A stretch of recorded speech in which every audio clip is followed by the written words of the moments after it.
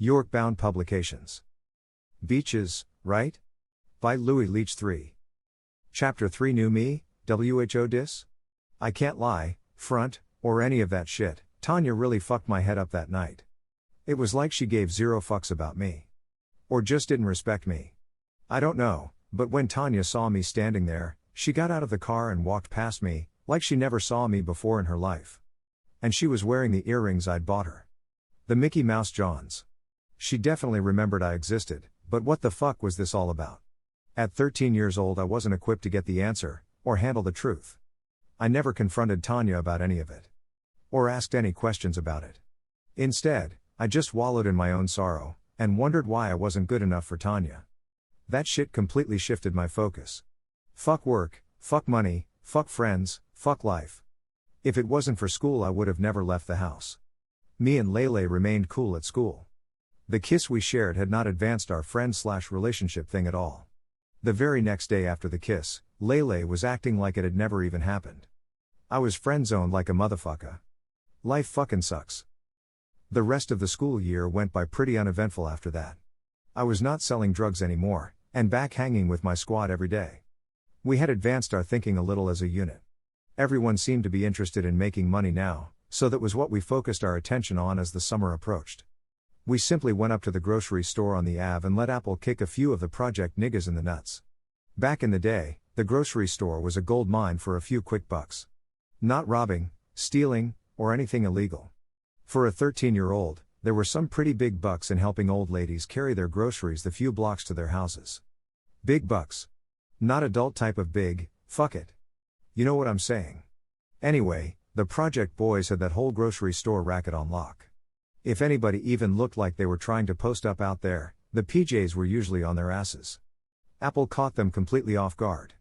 The last thing they were expecting was a girl to come through and Bruce Lee their dumb asses in front of thousands. Getting fucked up by a girl was a horrible hit to your reputation at 13 years old. That was some shit you might not ever recover from, fam. Real rap. I don't know if them PJ niggas ever recovered, but I do know they abandoned their posts after having their nuts punted into Mars by a girl. Looked like we were the new doc bosses out this bitch. We let a couple other cool dudes in the hood post up, but other than that, we ran the grocery store. We even decided to work different days, as not to interfere with each other's coin. I lucked up and got Sunday. Everybody in the hood seemed to go grocery shopping on Sundays.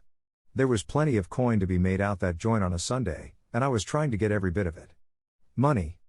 Making money had always been the one thing that allowed me to forget about everything else fucked up in my life.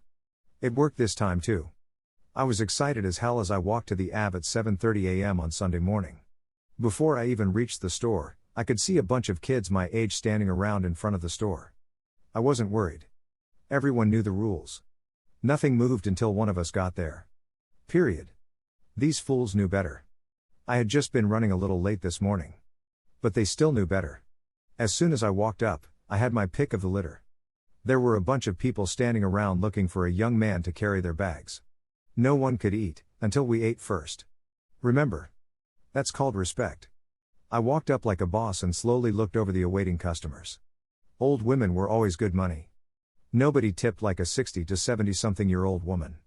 Facts. I walked up to the woman who looked to be the oldest, in my young opinion. She was an older Dominican, Cuban, or Colombian woman. I'm not sure. I've honestly never been good with that. I just considered everyone who spoke Spanish, Spaniards, you know? Back then, I did not know the difference. I didn't even think there was one. You need some help with your bags, ma'am? The lady looked me up and down before shaking her head no. Oh yes you do. Grandma, you know good and well me and you can't carry all those bags to 12th Street by ourselves. The voice had come from behind me. I turned around to see the most beautiful girl I'd ever seen in my life, I say this a lot, heading my way. She walked right up to me as she took control of the situation. Yes. We need help. Thank you. She said before she walked over to her grandmom and hugged her tightly. The two hugged one another like they hadn't seen each other in years. I thought they were together and just got separated for a while. Guess I was wrong. I tried not to listen as the grandmom talked to her granddaughter. But, one word I did hear was Hadija. That was her name. My future wife. I walked behind the pair carrying the grocery bags, as grandmom and granddaughter walked happily down the street arm in arm. I watched as I pretended I wasn't struggling with the bags. I managed to pick up a few bits and pieces of the convo as we walked along. Khadijah's mom was hooked on crack. That was the first thing. Second, Khadijah had been living at a group home, until her father, who'd moved to the US from Colombia, took guardianship of her. Khadijah was also 15 years old. Another older woman. This must be my thing. When we got to the house, the grandmom opened the door and told me to put the bags on the kitchen table. Granny gave me $18. This was a very successful trip for me. And only my first run of the day. Today was going to be a good one, I could already tell.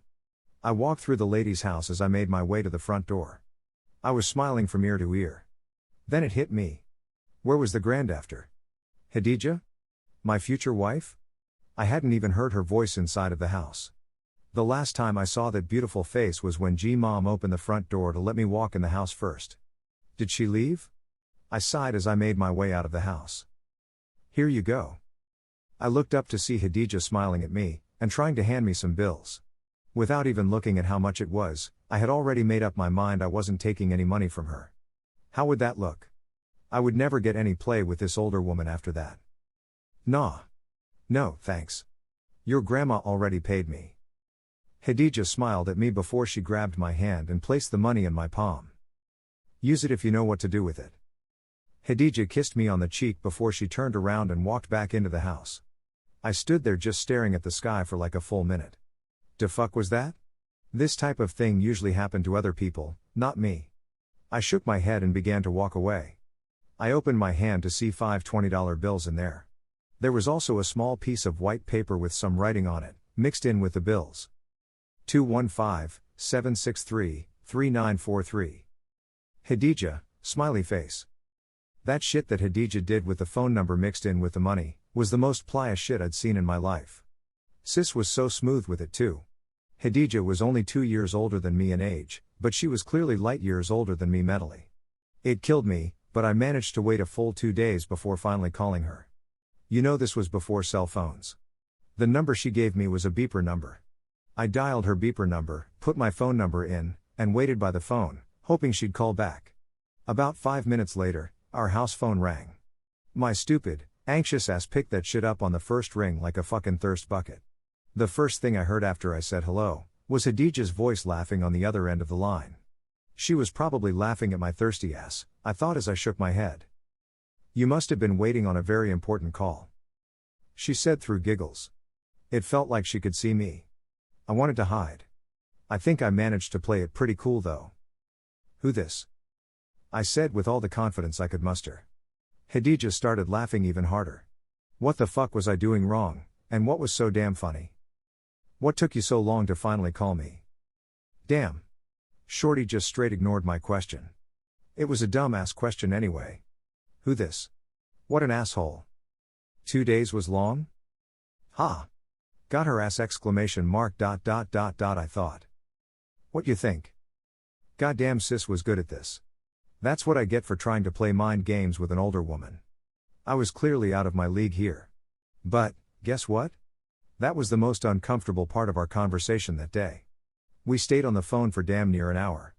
I was already about 70% sure that Khadijah was the most interesting person I'd ever met before I'd even said a word to her. After talking to her, I was 110% sure that shit was true.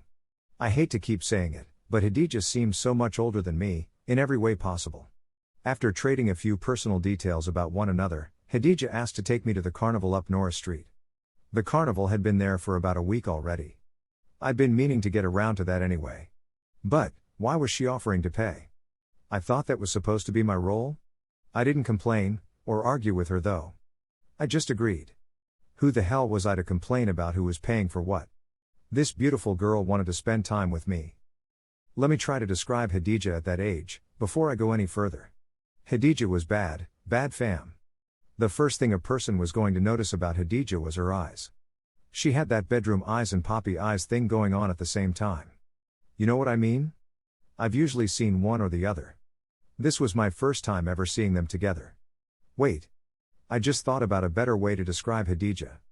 She kind of looked like a younger version of the John from Atlanta Housewives at that age. Porsche. Yup. As crazy as it sounds, that's who Khadijah reminds me of. Practically from top to bottom, if you know what I mean. Like I said before, Khadija was bad fam. Like next level bad. And, on top of that, she clearly had bread, or knew how to get some. My kind of woman. You only get one chance to make a first impression, dog. You know it, I know it, the people in Russia know it. I wasn't fucking this up. For the second time in my young life, I was going to dig deep, deep into my stash, for a girl. I couldn't go on a date with an older woman without buying a new lei, right? I had to get clean. Getting clean cost a pretty penny, fam. Always did, probably always will. But, I felt that deep down that Khadija was going to be worth it. I wasn't spending money on clothes. I was making an investment in my future, with Khadija. Khadija picked me up from my house around 7 p.m. Yeah, you heard that right. My woman was driving. She was only 15 years old though. Why was my older girlfriend, who was too young to have a driver's license, driving a car? Was her shit a Johnny? Honestly, I didn't give a fuck. Sis pulled up to my crib in a blue BMW that was only about a year or two old. I walked to the car and shut the door behind me as I took a seat on the soft leather passenger's side chair. This a nice car. How long you had this, John? Khadija looked at me and smiled. You know the man is supposed to chauffeur the woman around, right? Before I could answer, Khadija had already got out of the driver's seat, stepped out the car, and was sashaying her way to my side of the car. I hope this chick wasn't asking me to drive. I didn't know how to drive. What was she going to think of me? Then again, I could try to fake it, but what if I banged her right up? That shit would be much worse. What the hell am I supposed to do? Khadija stood in front of me and put her hands on her hips. Well? Well, what? Are you going to be a gentleman and drive a lady today, or do I have to drive myself? I guess lying time was over. The only remedy I believed worked for getting caught in a lie was the truth. I never drove a car before. Khadija laughed before she began dragging me out of the car by my hand. Well, there's a first time for everything. Believe it or not, I managed to make it to Norris Street without hitting anyone or getting hit by anything. Now, parking was a whole other story. Not really important though. Khadija told me I did good for a first-time driver. Then we walked into the carnival hand in hand. The whole thing felt like a dream, dog. The baddest chick in North Philly was walking through the carnival holding hands, with me. I know niggas was hot. They had to know she was older than me. Them jokers had to be wondering how the hell lil dude pulled that? Yeah man, I was housing that shit. I walked around the joint like I owned the place. I literally had the baddest chick in the game wearing my chain. Not literally, but you know what I mean. I won her one of those big-ass teddy bears. It cost me about $10, but I didn't care. Khadija paid for everything. She wouldn't even allow me to think about paying for anything. I assumed this was how all older women were. I just fell back and let her. What else could I do? As the night proceeded, I got more comfortable being in Khadija's presence. She was my girl. Period. We started kissing each other after every 10 or 15 steps we walked. Then the highlight of my night happened. We got on the Ferris wheel, and that bitch, the Ferris wheel, had the nerve to get stuck, with us at the top. Me and Khadija took advantage of the 12-minute delay, or power outage, or what the fuck ever kept us in the air that long. We was Frenchin' like a motherfucker up that joint, fam. Then it happened. Sis grabbed a handful of my Johnson & Johnson product. Feel me? I had on some sweatpants, and she really took the time, and care, to gently cup my balls and everything. She took her other hand and just barely grazed the tip of my dick through my sweatpants. It was a fucking wrap. I came all over myself. Khadija knew what was happening, if not for no other reason. She had to know by the way my body was violently flopping around like a fucking fish out of water. She didn't laugh at me though. She held me tightly and kissed me, while I flopped around in the john like a damn fool. The first time I busted a nut in my life, and I hadn't been within 1,000 yards of the punani. That would be a bad night for most people. Not for me though. That night had been the best night of my life, up to that point. Hands down. As far as I was concerned, I wasn't a virgin anymore. And even more importantly, I was definitely the first person in my squad to have sex. This is why I've always been the leader of the squad. I'm always willing to sacrifice myself and go first, just so I can make sure everything is cool and safe. You know? I'm just that type of guy. Anyway, after really giving the thing some thought, I decided against telling everyone I wasn't a virgin anymore. Not because I didn't want to. I didn't tell the fellas because of Apple. I told y'all she liked me. What the hell do you think would have happened to my nuts if I told her I wasn't a virgin anymore? You guessed right. My balls would probably be residing in my stomach somewhere right now. But, fuck all of that. My baby Khadija was different. Khadija wasn't like any other girl I'd ever met. She was classy. You needed bread to keep one of those classy chicks. Lots of bread. Fuck that. I couldn't afford to be broke right now. And just like that, the lick was back on. My squad couldn't have been happier to hear that news. The plan was a pretty simple one. We needed to get to Ice while he was in the middle of the block with a shift worker. Neither one of them would have a gun. I knew this to be fact. The problem was the corner lookouts. They packed heat from time to time. I guess it depended on what the temperature in the hood was on any given day. You know? But, if we could get Ice and the worker without tipping off the people on the corner, this was going to be a cakewalk. Well, it should be a cakewalk. That's how it always looked in the movies. A great plan plus great teammates equals success.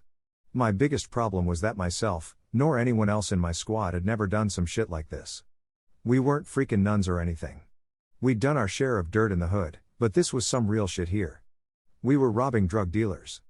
There was a real chance that someone might get hurt or even killed. And if they did, it would be all my fault. Things went left as soon as I arrived to the meeting that I had called. That I was currently late for. Before I could say anything, Apple was excitedly, and practically yelling at me. Look what my Uncle G gave me. Yeah, I got this just in time for the lick, right? This was definitely something I had not planned for. This shit was bad too. The main reason this shit was bad, was because we'd all just watched Scarface for the first time, over at Damone Jr.'s mom's crib the other day. It didn't matter how old you were. We all got the same message from the movie. Kill your way to the top, and once you're there, kill some more. The problem with Scarface is that most people seem to have forgot the end of the movie. He lost everything he loved. Face was like a vicious bad luck charm type of motherfucker by the end of the movie. The second that motherfucker stepped into your life, your shit was going downhill. Gina, Frank Lopez, Elvira, Manilo, etc. etc., etc. My point, everyone wanted to be the huge drug dealer who everyone feared after seeing the movie. The movie was a blueprint for how to be feared. Kill some motherfuckers, right? There was no doubt in my mind that somewhere in Apple's mind she was ready to follow Tony Montana's blueprint to success. A very dangerous road to travel down, in my humble opinion. Where Gil get a gun from? Is it loaded? My last question was the only one I really wanted answered. Fuck weird ass Gil. Was this raggedy ass .32 special loaded? Apple shook her head in disappointment before she answered, the question I really wanted answered. You know damn well my uncle wasn't going to give me a loaded gun. I'm still taking this John on the heist though. I ain't have time to argue with Apple. Besides, the gun wasn't loaded. Shit wasn't even worth arguing over. After going over the plan one last time, everyone went home to change into some black clothes. We walked to the corner store and distracted the cashier and store attendant, while JB lifted us a few ski masks from the back. Then we headed off on our mission. No one talked as we walked to our destination. No one seemed to be scared either. As we got close to Darien Street, everyone took their positions and waited. I pulled my hood over my head and began walking down the block. If things looked how they were supposed to look, I was going to raise my hand, and the team would move in. If shit looked shady, I'd just keep walking, and we'd meet up back at the playground later. I put my head down as I approached the middle of the block, where Ice and one worker was usually posted up at. Ice on one side of the street, with most of the money and drugs stashed in the oven inside of the abandoned house we used as a stash house. The worker usually stood alone on the other side of the small block. I had a ski mask on, and neither one of them even looked at me when I walked by. Ice was sitting on a crate, counting money. The worker was too preoccupied with customers swarming him, to even think about paying attention to anything suspicious. I raised my arms like I was stretching, as I walked by. That was the signal for the crew to move in. RDRR and JB were going to grab the bitch-ass worker, and bring him across the street to the house. While that was happening, Vic was going to rush Ice and push him into the house. I was going to make a U-turn and help Vic with Ice. Apple was going to walk up the block, stand there, and sell the drugs we took from the worker. This way the customers wouldn't be suspicious, or ask the dudes up on the corner, who were more than likely packing heat, why there wasn't any work out today. That would give them cause to come down the block and ask questions. We needed them to stay up there where they were, for our plan to work. And it did. Everything went perfectly. We had Ice's bitch ass laid down in the living room with the worker. They were being watched by JB and RD. Me and Vic went into the kitchen to find the stash and the rest of the money. Before we could make it to the kitchen, a girl came running down the stairs. She began screaming uncontrollably when she saw us in our black face masks. I couldn't see her face, but I knew all of this noise was a very bad thing for us. Somebody needed to do something. And do it now. Almost as soon as those thoughts popped into my head, I heard a loud bang. The next thing I knew, the screaming girl was laying on the floor. Screaming even louder. I turned to see Apple standing there with that raggedy-ass .38 special in her hand. I swear that old-ass pistol looked like it still had smoke coming out of it. Apple had shot that bitch. Whoever the fuck she was. Apple was standing there shaking like a leaf. It was time to abort this fucking mission. Everyone snapped out of their shock, and hauled ass for the door. As I ran by the girl, I finally got a good look at her face. The girl on the floor screaming from a gunshot wound was Tanya. Apple had shot Tanya. What in the fuck was Tanya doing there? This was bad. Like, real bad. As far as I could tell, Tanya had been wounded in the leg. Hopefully, she was going to be fine after getting fixed up at the hospital. Hopefully. I can't believe Apple shot Tanya. This shit was 100% my fault, and I knew it. Nobody was supposed to get hurt. That shit had been stressed over and over again, before we'd even left to go on the mission. Apple. What the fuck did you do? Vic asked when we all got back to the playground. Apple didn't say anything. She just kept pacing back and forth, while mumbling something under her breath. Fuck all that. Ain't shit we can do about the past. What do we do about Tanya? That was JB. He didn't care about hearing about why Apple did what she did. JB wanted to know what was next. And it seemed like he was insinuating that we needed to do something to keep Tanya quiet. And he was looking right at me. I tried to calm the situation with a wave of the hand, and my voice full of confidence. Don't worry about it. I'll take care of Tanya. We had taken a grand total of about $2,250 from the lick that night. We would have had more had I got the chance to search the kitchen for the stash. But, that's neither here nor there. We had $2,250 to split between the five of us. About $400 and a little change apiece. For a 13-year-old, that wasn't a bad take for a few minutes of work. The bad part about getting away with a little money? Everyone was looking to do it again, and expecting me to come up with another sweet lick for us. Where the fuck was I going to find another lick at? But, the very worst part about that mission being halfway successful was, now everyone thought they were some type of gangster. Vic was already talking about using his share to buy himself a gun. I don't want to jump to conclusions, but I think they were really expecting me to do something violent to Tanya. Why? We didn't even know if she knew it was us for sure. And what the hell was I supposed to say or do to her anyway? I was sitting on my house's front steps when I saw Tanya's auntie bringing her home from the hospital, the day after she'd got shot. Tanya was walking with a slight limp, but there were no crutches or anything else. The doctors said she'd been grazed in the leg. Tanya didn't even have a scar on her body after getting shot that night. What she did do though, was get herself infected with something from being in that dirty-ass house. Tanya ended up having to get a tetanus shot for her infection. Sis also got a band-aid for her bullet wound. The hospital kept her overreacting ass in the hospital overnight, for observation or some weird shit. I was more than relieved to find out that Tanya had not actually been shot though. She was just very dramatic, at least on the night of the robbery. I was very optimistic that things could go back to normal, and there would be no more talk about having to take care of Tanya anymore. That was cool. But, it still didn't answer the question, why the fuck was Tanya in that abandoned house that night? I could get around to worrying about that Tanya shit on another day. Today, I had to get ready to meet up with my baby Hadija. I was about to drop all, or most of the money I had to my name, once again. I had to have a brand new lay if I was going to meet up with my older girlfriend, right? Back to the avenue I went. I went and dropped my money at the same sneaker store and the same clothing store. This was twice in 1 week. People were starting to look at me a little differently. It seemed like respect. Maybe. I don't know. But, anyway, after I got dressed, I met up with Hadija at the McDonald's on Broad and Diamond Streets. Yes, I walked all the way from 9th Street to Broad Street. You would have done it too. Especially for Hadija. I stepped into McDonald's like I owned the place. I kind of did. I knew nobody in this joint would have a better looking chick on their arm than me. I scanned the restaurant. I spotted Hadija smiling at me and waving, as I looked to my left. I gave her a huge smile before I headed her way. She gave me a huge hug and a peck on the lips, as soon as I was in her range. "You want anything to eat?" I was smiling from ear to ear after she asked me that question. I had myself a real woman. I politely denied the invitation to eat in front of her. I always ate like a pig.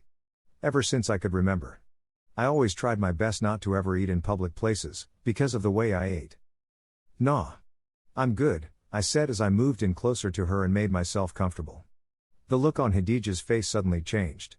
It changed so quickly that it kind of scared me a little. She went from smiling like a church girl, to staring at me so sternly that it made me uncomfortable. "You my young John. You know that, right?" I nodded my head in agreement, and Khadijah was right back to the giddy, bubbly personality-filled person she'd been before she'd transformed from that moments earlier. I kind of tried to brush it off. She ain't say shit else about it, so why should I? But the truth was that I had no idea what young John meant. I knew it had something to do with her being older than me, but young John meant a lot of different things in my neighborhood. Like, a wide range of shit. Honestly, anything with the word John in it could be confusing as fuck if you weren't from Philly. True shit. But anyway, I had no idea why Khadijah gave me that title. But she knew why. She waited until after she ate to tell me. "Well, show me." Khadijah tapped me on the leg and nodded her head towards something she was holding under the table. "Put this somewhere safe for me." As soon as I reached under the table and got a feel of what she was passing me, I knew it was money. It wasn't a small amount of it either. She'd put me in a fucked up position, and I think she knew it. If I said no, or asked any questions, I'd likely never see or hear from Khadijah again. Who the fuck in their right mind wants to fuck with a scary-ass nerd type of joker? Nah, doing the right thing, which was ironically, the wrong thing to do, if you ever find yourself in this situation, kiddos, was my only option here. Take the shit and don't ask any freaking questions, like a good boy. And that's exactly what I did. Unbeknownst to me at the time, Khadijah had just placed her pawn exactly where she wanted it on the chessboard, for now. It didn't take long before Khadijah felt comfortable enough to start asking me to hold more and more money for her, practically every day. The money was always rubber band wrapped in very neat stacks, with $2,000 in each stack. Khadijah gave me $150 for myself every time she asked me to put some money up somewhere safe for her. I wasn't dumb. The only money I knew that came this fast was drug money. But what the fuck did Khadijah do? I mean, what was her drug job? Was she a female boss? A drug mule? What exactly did this girl do to be coming up with these amounts of cash practically every day? I wasn't worried or anything. I was just very curious. I was definitely going to use my good fortunes to help put my squad on some type of money though. That was a fact. The problem was that I couldn't think of anything other than selling something. Most likely, drugs. Just like Khadijah obviously did. I ain't know any drug dealers though. Well, there was ice. But, after our robbery gone halfway bad, I didn't want anything at all to do with crack. That shit seemed too damn dangerous. I needed something a little less serious, like weed. I decided I was going to ask Khadijah. She was supposed to be coming to pick me up later on today. She said she wanted me to make a run with her later this afternoon. That was another thing I'd started doing with Khadijah. These runs as she called them. When Khadijah picked me up, I hopped in the passenger's seat and gave my baby a kiss as usual. She seemed to be in a good mood today, so I hit her with my plans for the future, and how she could help me. Khadijah, I was thinking about doing something with the money I've been saving. I'm thinking about buying some weed and putting my squad on. You know anybody I could buy some weed from? Khadijah didn't say anything after I asked my question. She just stared straight at the road as she drove. Khadijah seemed to be deep in thought. I was happy. That meant she was likely trying to figure out a way she could help me. That's what I thought. Boy, was I wrong. You want to do what? Khadijah said in between laughs. She was laughing so hard that she had to pull over to catch her breath. I just sat there confused. What the hell was so funny? Buy some weed to sell. I said as confidently as possible. Khadijah finally spoke after wiping tears from her eyes from laughing so hard. I ain't laughing at you. I'm just tripping off the fact that this was the exact way I started doing what I do. I mean, like practically word for word. Khadijah finally let me in on how she made her money. By the time she finished talking, I had no idea what to say or think. Especially the way Khadijah was so casual about everything. It was weird to me. Khadija had this dude she called her old head. Dude was in his 20s or some shit. This dude was some type of big-time drug dealer. He was married with kids, but Khadija was the one he trusted to hold his money for him. Khadija was only 15 years old. She lived with her mom. Nobody suspected that she was involved with a 20-something-year-old drug dealer. That was exactly what Dude was hoping for. Nobody he knew had any idea who Khadija was. Dude was from across town, up there near 19th and Dauphin somewhere. He had the perfect setup. His cash was safer at his young John's house than it was at any bank. Khadija never stole a penny from her old head. His trust in her grew even more over time, so when Khadija asked about buying her own weed to sell, he knew she was ready. He knew he had a secret weapon no one knew about. He began giving Khadija crack to bag up for him. Half a chicken at a time. He only gave Khadija a number that he was expecting to get back. That was his profit margin. Once he hit that number, he really didn't give a fuck about what was left over, and he told Khadija as much. Even bagging the rocks up into huge boulders, Khadija still managed to have quite a bit left over for herself. What the fuck was she supposed to do with it though? Her old head never told her, and he probably wasn't going to either. Khadija decided that the best thing to do was save up all the extras she made, until she figured out how to sell it all to one person, instead of hitting the block herself, or finding someone she could trust to sell it for her. Khadija found her way to get up off of the extra crack she had, when she rekindled her relationship with her old flame Blaze. He was a straight knucklehead, but Khadija had known him since they were toddlers. She loved this chump. Well, Blaze became her boyfriend, and she quickly put him on some money. Blaze knew what to do with the extra cocaine Khadija had stashed away. Blaze broke the crack down into $5 rocks and hit the block. He was getting fronted all the coke he could handle from Khadija. She saw the light right away. With one person to sell her shit for her, she was able to get up off of the crack she had quicker. And get her money faster. Khadija began wondering if she would make more money if she had two people selling her product for her. You can kinda see where I'm going with this, right? Before long, Khadija's crack was being moved in north, south, southwest Philly, and uptown. All by one of her many boyfriends. What Khadija was earning from the extras after she bagged up for her old head wasn't enough product to supply all of her corners. There was an easy solution to that problem. Steal. That's exactly what Khadija did. First her numbers were a little short. Then her numbers began being way off. Her old head was in love with her, but Khadija's stealing had become too obvious. She had to pay just like anyone else who would have had the balls to steal from him. There were principalities involved here. His young, naive, young John, who old head thought he was schooling, beat him to the punch. Old head always thought he was being smart about hiding Khadija from his friends in the game. If he was smart, he would have been hiding his friends from Khadija. Khadija was not a dumb girl. She put her plan into place long before her old head discovered that she was stealing from him. As a matter of fact, she wanted him to know. Khadija didn't know her old head's homies, but she did know his rivals. Not enemies, just competition. He never introduced Khadija to anyone, but she always watched, and peeped things whenever they were together. Khadija set her sights on the bull Fish from 10th and Dauphin. Fish wasn't a big drug dealer like Khadija's old head, but he did have his own spot and his own little crew of loyal soldiers. Fish was only 17 years old, but word on the street was that the youngin was rising quickly in the game. Fish and his crew had a little drugs, but their main hustle had been robbing people, especially drug dealers. Khadija did her homework on Fish. For 2 weeks straight. She had his routine down pat. Khadija wanted to catch Fish when he was alone so she could holla at him. Fish was always, and I mean always, with at least one of his homies. The only time you might catch him alone was when he was picking up, or dropping off his clothes at the cleaners on Germantown Avenue.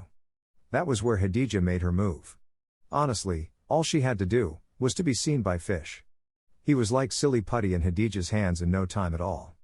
She convinced Fish to help her take her old head out of here. Fish was pussy whipped, just like most dudes who had sex with Khadija, but Fish was looking at more than sex. This lick could alter the course of his life. Killing Khadija's old head would open up multiple doors for Fish, especially if old head had as much money as Khadija claimed he had. Khadija led her old head into the trap, and Fish and his crew took care of the rest. Khadija and Fish split the cocaine and money they took out of the old head storage unit. About 20 kilos and $150,000. Old head had made the crucial mistake of trusting his young John too much. Khadija knew everything about his operation, including the fact that if she could locate her old head's business beeper that he kept hidden, she could become a boss herself. The contacts, plugs, hitmen, and list of flunkies, and that beeper would have made practically anyone a boss. Khadija didn't stop there. She cleaned up her tracks. Once she got her hands on that beeper, it was over for any competition or enemies of Khadija's. The first person she got knocked off was Fish, of course. He was the only person who could connect her to the old head's murder. And just to be on the safe side, Khadija had Fish's crew and a few of their family members bumped off too. Yes, Khadija was a 15-year-old, female, drug boss, with over 20 ordered murders, and counting, under her belt. So what the fuck did this Griselda Blanco imitation want with my dumbass? I don't know exactly what Khadija wanted with me, but I can tell you what she didn't want. Me selling any type of drugs or doing anything illegal. Fam, this chick had just finished telling me she'd had a bunch of people killed. Did you really think I was going to argue or disagree with this crazy chick? It would be a different story if I didn't believe her, but I did. I believed every word Khadija had said out of her mouth. Chapter 4. Innocence Lost. 1986 to 1991. My high school years were mostly a blur. That shit seemed to fly by. It was probably because I rarely went to school. I was too busy getting money. For high school to have went by so fast to me, a whole lot of shit happened in my life in those 4 years. Drama. Most of that shit was all somehow related to the 3 young ladies you were introduced to in the first 3 chapters. Tanya. Me and Tanya finally ran into each other. It was around the end of the summer. To my surprise, she spoke to me, and actually smiled. If I didn't know any better, I would have thought she was happy to see me. I loved Tanya with all of my heart. Always did, always will. Anyway, me and Tanya began speaking to each other every day. Then one night I was sitting on my front steps. Tanya was sitting on hers. I waved to her, she waved back, then walked down the street and sat next to me. She playfully bumped legs with mine as she sat down. "Move over," Tanya playfully yelled. And just like that, I was back in love with my baby Tanya. We sat out there talking about a bunch of nothing at first. Then, things suddenly turned serious when I asked her about how she got shot. Tanya only lived 3 houses away from mine, and I'd never even noticed that Tanya had been going through some serious shit since the last time we'd spoken. Last time I checked, Tanya was with the bull Skeeter. She said that didn't last too long. Soon after breaking up with Skeeter, she began talking to Ice. She said Ice always liked her and blah, blah, blah. Ice started having Tanya come up to the corner to chill with him when he was hustling. Tanya said he cheated on her, just like the bull Skeeter did. She was there the day of the robbery looking for the girl Ice was cheating with. Tanya said the girl was hiding somewhere in the abandoned house, so she went up in there looking for the chick. We all know what happened when Tanya came back down those stairs. Tanya said she thought Skeeter was the one who robbed Ice, because Skeeter had found out she was messing with Ice. Skeeter managed to talk Tanya into being his girlfriend again. One day, on their way to meet up with one of Skeeter's homies, they were pulled over by the cops. When they searched Tanya, she had an ounce of crack that Skeeter had just robbed someone for, a few hours earlier. She was also holding Skeeter's loaded .45 caliber handgun. Tanya got locked up that night. Her mom had to come from where the fuck she'd been at, and she was pissed. Here's the kicker though. Skeeter told the police that none of that shit they found on Tanya was his. He said he was a hack driver, and he didn't even know the chick. Tanya was taken downtown and booked on gun and drug charges. She was interviewed by detectives.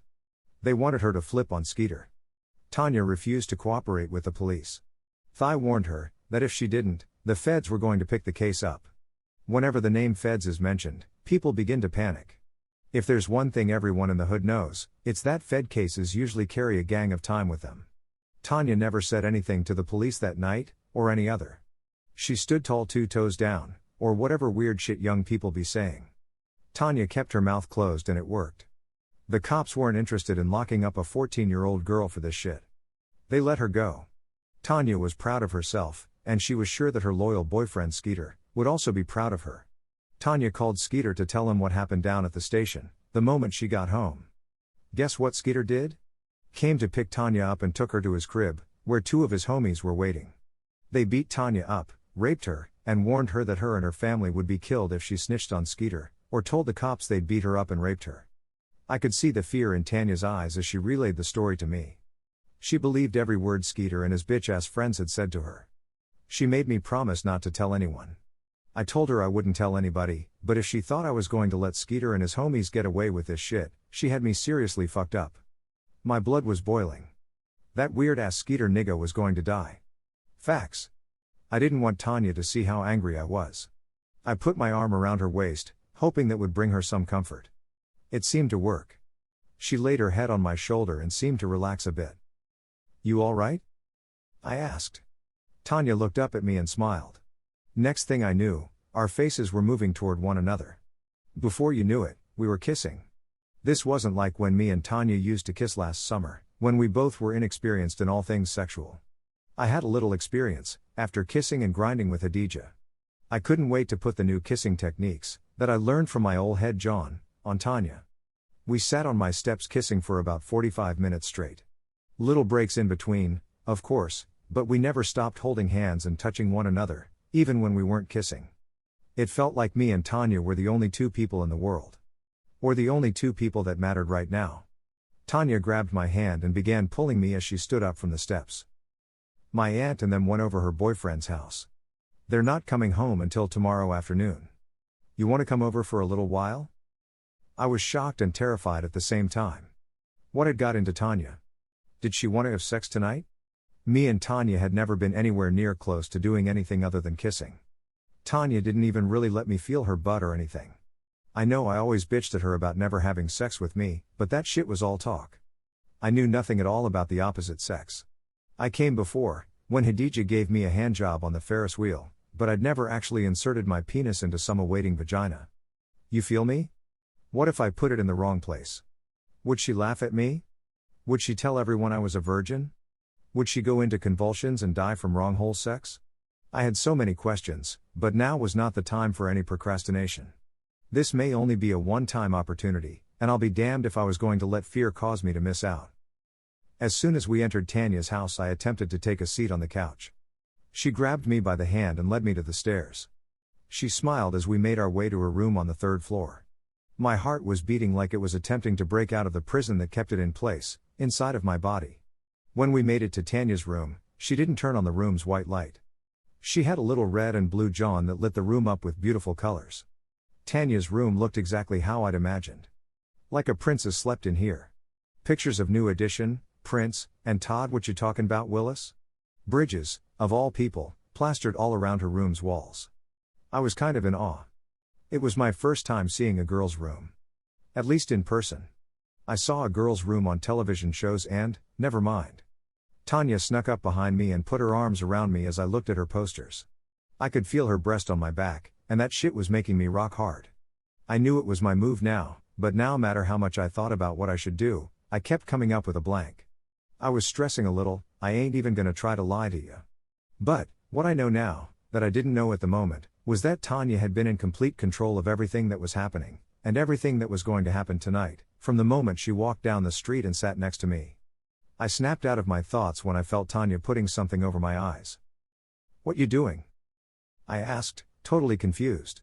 Tanya leaned in close and whispered in my ear. "Don't move." I sighed, like a baby or some shit. I honestly had no idea where this was going, but the very last thing I thought this dumbass blindfold game was. Anything sexual, or sex adjacent. You feel me? Anyway, after what seemed like a lifetime, Tanya told me to take the blindfold off and turn around. I took the blindfold off, turned around, and was met with the shock of my life. Tanya was standing there as naked as the day she was born. I didn't really get a great look, because she quickly made her way to the bed and dived under the covers.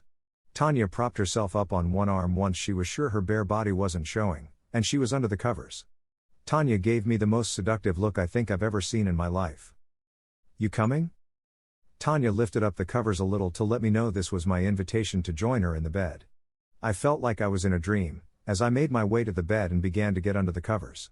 Tanya covered her face and shook her head, as she giggled. "You not gonna take your clothes off?" I smiled before I slowly began taking my sweatpants off. Embarrassed wasn't a strong enough word for what I was feeling right now. Humiliated, yeah, that probably would have been a better word. Anyway, clearly this was something everybody who'd ever had sex before knew. My dumbass didn't. Why the fuck didn't I take my clothes off sooner? I definitely know that she knows I'm a fucking virgin now. I was still panicked, but I managed to get my sweatpants off before I jumped under the covers with her. Before I even had the chance to think about what to do next, my baby T took full control. We were kissing from the moment I got in the bed. Kissing was different this time. Even Tanya's breathing was different. Like faster, and shorter. It almost seemed like she was out of breath or something. And the little moans and groans had to be some type of signal that she was ready. I reached for my pants on the floor and grabbed my wallet, all without stopping our makeout session. I managed to find the old-ass condom I kept in there, for no reason at all, well, until now. My mom brought this wallet for my birthday, about 3 years ago. The first thing I did when I got my wallet, was put the one condom I owned in that piece. You never knew, right? JB and Vic Damone always laughed at me for carrying a condom, that I had never used in 3 years. Who's laughing now, niggas? I smiled as I felt the plastic pack in my hand. I knew this motherfucker would come in handy one day.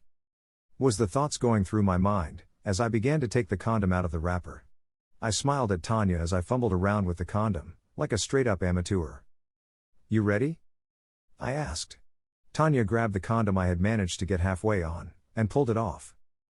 We won't be needing this, she exclaimed, as she discarded the condom on the floor somewhere. I took my boxer shorts off. My penis landed somewhere between Tanya's legs. I didn't know if I was in the right spot or anywhere near it, but I started humping away like I was on the right street. Tanya wrapped her arms around my neck and whispered in my ear. That's not it. Thanks for the help, Tanya. I kinda knew I wasn't in the right spot, but where the fuck was the right spot at? Did I need to move my penis more to the left? Right? Up? Down? The only directions or help Tanya had for me was that's not it. Well, where the fuck is it at ho? Is what I wanted to say, but instead, I grabbed myself with my hand, and attempted to find my destination, without the help of a navigation control system or Google Maps. Unlike Christopher Columbus's weird ass, I was on my own during this expedition. And for some reason, I chose the down direction. It made sense to me. A short moment after the attempted insertion, I heard Tanya's voice through her giggles. That's definitely not it. I could feel myself beginning to sweat. I was making a complete jackass of myself. This shit was mad embarrassing. Take your time. I ain't going nowhere. Tanya whispered into my ear before she softly kissed me on the cheek. I don't know why, I don't know how, but suddenly I found the right spot. I knew it was the right spot the moment my Johnson landed there. Tanya's groans of pleasure sealed the deal. I was exactly where I was supposed to be. Deep inside of my baby Tanya's guts. Feel me? I came in like 20 pumps, or 1.5 minutes, tops, whichever way your weird ass cares to time me. That may make you ladies reading this upset, but that's because you're not my baby Tanya. She enjoyed herself. So did I.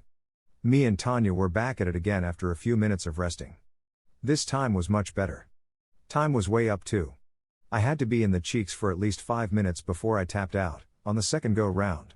Clearly, my new personal best time. Practice makes perfect, I guess.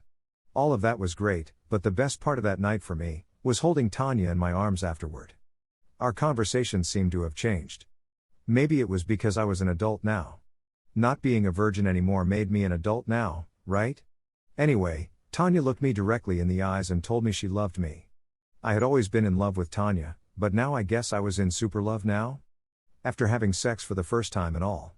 What I was honestly feeling was jealousy. I didn't want any dude anywhere near Tanya.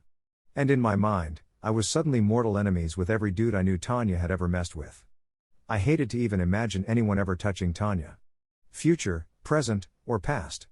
As I thought about how much I hated all of Tanya's exes, bitch-ass Ice and then Skeeter's weird ass ran through my thoughts. Both of those son of a bitches had wronged my baby. Both of these weird-ass niggas had to die. I was going to tell my baby Hadija too. Oh shit. I forgot all about Hadija. Well, I really wasn't a virgin anymore now. Of course, you know, I nutted inside of Tanya that night. 4 or 5 times too. Yup, with not one fuck given about consequences of any sort. I was whipped. Some stupid son of a bitch once told me that Disney World was the funnest place on earth. That lying motherfucker has clearly never been between Tanya's legs. Not only was that the funnest place on earth, it was also the softest, warmest, and wettest place on earth. Shit was like paradise. Tanya had my nose wide the fuck open. This should have been the happiest moment of my life. It would have been too. If this new relationship that me and Tanya talked about building wasn't being started with lies. There was no way in hell that I was going to tell Tanya about Hadija. That shit was out of the question.